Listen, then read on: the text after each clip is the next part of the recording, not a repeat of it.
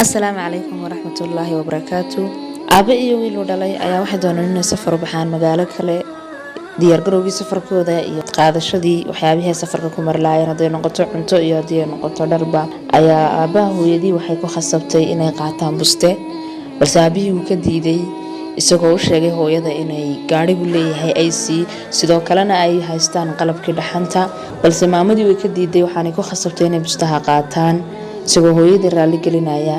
ayuu bustihii ka qaaday dabadna gaariga xagiisa dambe ayuu ku riday markay in muddo socdeen ayaa waxay ku soo baxeen laba nin oo gaari kaga xumaaday meel cidla ah isla markaana aad u gaajeysan aadna u dhaxamoonaya waxay siiyeen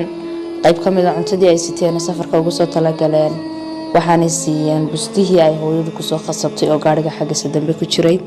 wuxuu labadii nin u sheegay inay hooyadii ku soo khasabtay waxaanu ka codsaday inay hooyadu ugu duceeyaan aad iyo aad bay ugu duceeyeen sidoo kalena aad bay ugu farxeen caawimada uu ninkaasi caawiyay waqti ay aad ugu baahnaayeen gaarigii buu jiiday wuxuu noo gaarsiiyay meel loogu sameeyo muddo 5 sano kadib ayaa isla ninkii iyo caruurtiisii oo gaari wata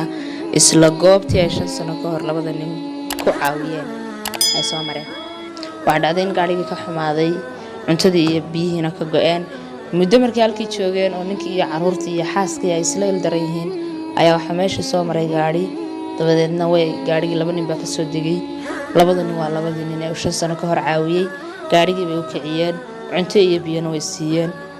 kamanay tagin ilaa ay gaarsiiyeen meel magaalo ah oo ay gaariga ka samaystaan taas waxay noo cadeynaysaa faa'iidada ay leedahay inaynu markasta wanaaga ka shaqeyno markasta kuweynoo baahan caawino waxay noo cadeynaysaa wanaaga aynu sameynaa ha soo daaho ama ha soo degdege inuu inaga inoo yaalo sidaas si leeg in xumaanta aynu sameynaa ay inaga inoo taalo oo sidaas oo kale ina qabsan karto waqti ayna filaynin